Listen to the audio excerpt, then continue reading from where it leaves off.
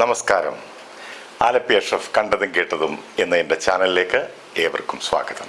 നമ്മുടെ പ്രതീക്ഷകളുടെ അച്ചിൽ മറ്റൊരാളെ വാർത്തെടുക്കാൻ ശ്രമിക്കുമ്പോൾ നമ്മൾ അയാളെ സ്നേഹിക്കുകയല്ല, നിയന്ത്രിക്കുകയാണ് ചെയ്യുന്നത്. ഉള്ളതിനെ ഉള്ളതുപോലെ സ്വീകരിക്കാൻ പഠിച്ചാൽ ബന്ധങ്ങൾക്ക് ജീവനുണ്ടാകും, അല്ലെങ്കിൽ എല്ലാം അഭിനയമാകും. കുറവുകൾ മാത്രം കണ്ടാൽ ഒരാളെ സ്നേഹിക്കാൻ കഴിയില്ല. ഈഗോ അടക്കി വെച്ചാൽ, ഒന്ന് വിട്ടുകൊടുത്താൽ ബന്ധത്തിന് ദൃഢതയുണ്ടാകും, അത് ശാശ്വതവുമാകും. പൂർണ്ണത തേടുന്നവരാകരുത് നമ്മൾ മനുഷ്യർ, മനുഷ്യരെ മനസ്സിലാക്കുന്നവരാകണം. തമിഴ് നടൻ വടിവേലുവിന്റെ സ്വഭാവ രീതികളും അതുമൂലമുണ്ടായ വിവാദങ്ങളുമാകട്ടെ ഈ എപ്പിസോഡ്.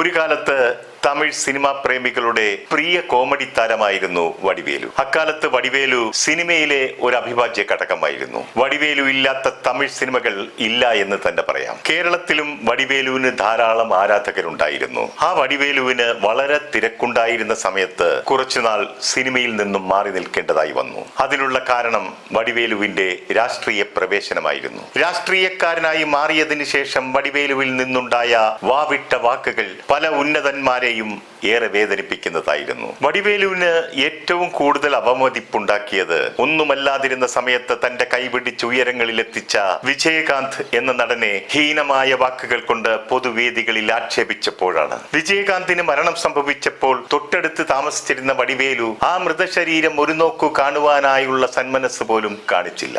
അന്ന് വടിവേലു രാഷ്ട്രീയത്തിൽ DMKയെ പിന്തുണച്ചുകൊണ്ട് പല പ്രമുഖരെയും ആക്ഷേപിച്ചിരുന്നു. എന്നാൽ അപ്രാവശ്യം നടന്ന ഇലക്ഷനിൽ DMK കടുത്ത പരാജയം ഏറ്റുവാങ്ങി. പിന്നീട് വന്നത് ജയലളിതയുടെ ഭരണകാലമായിരുന്നു. അപ്പോൾ വടിവേലുവിന്റെ പൊടി പോലും എവിടെയും കാണാൻ കഴിഞ്ഞിരുന്നില്ല. അങ്ങനെയാണ് വടിവേലു കുറെ നാൾ സിനിമയിൽ നിന്നും വിട്ടുനിന്നത്. എന്നാൽ ജയലളിതയുടെ മരണശേഷം അവരുടെ പാർട്ടി അടിച്ചു പിരിഞ്ഞു കുട്ടിച്ചോറായ ശേഷം വീണ്ടും DMK അധികാരത്തിലെത്തി. അതോടെ വടിവേലുവിന്റെ നല്ല കാലം തെളിഞ്ഞു തുടങ്ങി. സ്റ്റാലിന്റെ സിനിമാ കമ്പനി നിർമ്മിച്ച മാമന്നൻ എന്ന ചിത്രത്തിലൂടെ ഒരു വമ്പൻ തിരിച്ചുവരവാണ് പിന്നീട് വടിവേലു നടത്തിയത്. DMKയോടുള്ള നന്ദി സൂചകം എന്നോണം ഇപ്പോൾ വടിവേലു വീണ്ടും ഇലക്ഷൻ പ്രചരണ രംഗത്ത് സജീവ സാന്നിധ്യമാണ്. അല്പം ഡോസ് കുറച്ചാണെങ്കിലും നടൻ വിജയെയും വടിവേലു കടന്നാക്രമിക്കുന്നുണ്ട്. വിജയ് അല്പസ്വല്പം രാഷ്ട്രീയമൊക്കെ പഠിച്ചിട്ട് ഇതിലേക്ക് ഇറങ്ങണമെന്നായിരുന്നു വടിവേലുവിന്റെ ഉപദേശം. ഇന്ന് DMKയെ എതിരിടാൻ ശക്തി ക്ഷയിച്ച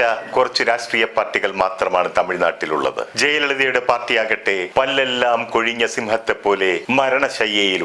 ജയലളിതയുടെ ഒപ്പമുണ്ടായിരുന്ന പഴയ മുഖ്യമന്ത്രി പന്നീർ സെൽവം വരെ കാലുമാറി ജയലളിതയുടെ എക്കാലത്തെയും ശത്രുവായ DMKയിൽ ചേക്കേറി. പിന്നീട് ജനങ്ങൾക്ക് ഏറെ പ്രതീക്ഷയുണ്ടായിരുന്നത് വിജയ് രൂപീകരിച്ച TVK എന്ന പാർട്ടിയെയായിരുന്നു. ആ പാർട്ടിയെ ഇന്ന് പാർട്ടി സ്ഥാപകന്റെ കുടുംബം തന്നെ തകർത്തിരിക്കുകയാണ്. വീണ്ടും തമിഴ്നാട്ടിൽ DMK തന്നെ ഭരണത്തിലെത്തുമെന്നത് തർക്കമറ്റ കാര്യമാണ്. അതിനാൽ വടിവേലു അതിശക്തമായി തന്നെ അവരോടൊപ്പം രംഗത്തുമുണ്ട്. ഇപ്പോൾ വടിവേലുവിനെതിരെ ഒരു നടി വളരെ ഗുരുതരമായ ഒരു ആരോപണവും ഉന്നയിച്ചുകൊണ്ട് രംഗത്ത് വന്നിരിക്കുകയാണ്. തെന്നിന്ത്യൻ സിനിമകളിൽ ഗ്ലാമർ വേഷങ്ങളിലൂടെയും കോമഡി വേഷങ്ങളിലൂടെയും ശ്രദ്ധ നേടിയ സോന ഹെയ്ഡനാണ് ആ നടി. അവർ ഒരു നിർമ്മാതാവ് കൂടിയാണ്. പല മലയാള സിനിമകളിലും അവർ അഭിനയിച്ചിട്ടുമുണ്ട്. കുശേലൻ എന്ന ചിത്രത്തിൽ വടിവേലുവിന്റെ ഭാര്യയായി അഭിനയിച്ചതിനു ശേഷം അവർക്ക് വലിയ ജനപ്രീതി ലഭിച്ചിരുന്നു. എന്നാൽ അവർ പിന്നീട് വടിവേലുവിനോടൊപ്പം അഭിനയിക്കാൻ തയ്യാറായില്ല. ലാഭകരമായ 16ഓളം സിനിമകളിൽ വടിവേലുവിനോടൊപ്പം അഭിനയിക്കാൻ അവസരം ലഭിച്ചിരുന്നു. എന്നാൽ വടിവേലുവിന്റെ പെരുമാറ്റ രീതികൾ സഹിക്കാൻ വയ്യാത്തതുകൊണ്ടും ആത്മാഭിമാനം പണയപ്പെടുത്താൻ കഴിയാത്തതുകൊണ്ടും ആ അവസരങ്ങളൊക്കെ നിഷേധിച്ചതായി അവർ പറയുന്നു. അദ്ദേഹത്തെ കൈകാര്യം ചെയ്യുക എന്നത് ആർക്കും എളുപ്പമുള്ള ഒരു കാര്യമല്ല, പ്രത്യേകിച്ച് സ്ത്രീകൾക്ക്. ചില കാര്യങ്ങൾ പൊതുവേദിയിൽ വെളിപ്പെടുത്താൻ കഴിയില്ലെന്നും അവർ പറയുന്നുണ്ട്. വടിവേലു കാരണം ഒരു ഘട്ടത്തിൽ അഭിനയ ജീവിതം പൂർണ്ണമായും ഉപേക്ഷിക്കാനും അവർ തീരുമാനിച്ചിരുന്നതായി വെളിപ്പെടുത്തുന്നുണ്ട്. വളരെ താഴ്ന്നതും ദയനീയമായതുമായ കുടുംബ പശ്ചാത്തലത്തിൽ നിന്നും ഭാഗ്യം കൊണ്ടും മറ്റുള്ളവരുടെ സഹായം കൊണ്ടും ഉയർന്നു വന്ന വ്യക്തിയാണ് വടിവേലു. പണവും പ്രശസ്തിയുമൊക്കെ ആവോളം ലഭിച്ച ആരംഭിച്ചപ്പോൾ സ്വഭാവ രീതികളിൽ അടിമുടി മാറ്റം വരുത്തുകയുണ്ടായി. അഹങ്കാരവും അഹംഭാവവും ഒക്കെ തലയ്ക്ക് പിടിച്ച വടിവേലു വന്ന വഴി അപ്പാടെ മറന്നുവെന്നാണ് സിനിമയിൽ പരക്കെയുള്ള അഭിപ്രായം. പ്രശസ്ത നടൻ ജയമണി ഒരു അഭിമുഖത്തിൽ വടിവേലുവിനെ കുറിച്ച് വെളിപ്പെടുത്തിയത്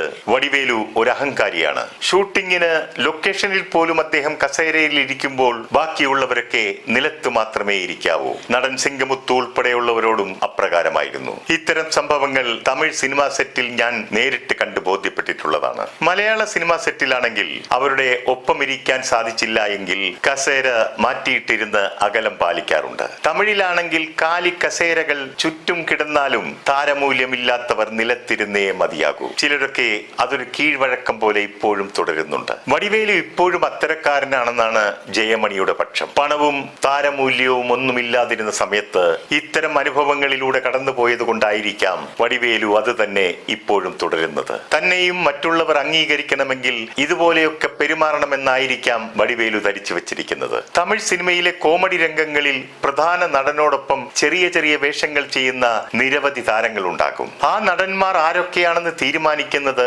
വടിവേലു മാത്രമാണ്. വടിവേലു അഭിനയിക്കുന്ന ചിത്രത്തിൽ ചെറിയ കോമഡി വേഷങ്ങൾ ചെയ്യുന്ന നടന്മാരുടെ പ്രതിഫലം നിശ്ചയിക്കുന്നതും വടിവേലു തന്നെയാണ്. തമിഴ് സിനിമകളിൽ ചെറിയ കോമഡി വേഷം ചെയ്യുന്ന കോട്ടാച്ചി എന്ന നടൻ പറയുന്നത് പ്രതിഫലമായി തങ്ങൾക്ക് ലഭിക്കേണ്ട തുക വടിവേലു തട്ടിയെടുക്കാറുണ്ടെന്നാണ്. ഇങ്ങനെയൊക്കെ ആണെങ്കിലും വടിവേലുവിന് ചില സ്ത്രീകളോടൊക്കെ വലിയ സ്നേഹവും ബഹുമാനവും ഒക്കെ ഒരുപാടുണ്ടെന്നാണ് പറയപ്പെടുന്നത്. അത് പക്ഷേ തന്റെ ഇഷ്ടത്തിനും ഇംഗിതത്തിനും വഴങ്ങുന്ന സ്ത്രീകളോടാണെന്ന് മാത്രം. അവർക്ക് വേണ്ടി പണവും വീടുകളും വിലപിടിപ്പുള്ള സമ്മാനങ്ങളും ഒക്കെ നൽകാറുണ്ടെന്നും പറയപ്പെടുന്നു. എന്നാൽ ഇതിനിടയ്ക്ക് വടിവേലുവിന് പൊതുവേദിയിൽ വെച്ച് പണി കിട്ടിയിട്ടുമുണ്ട്.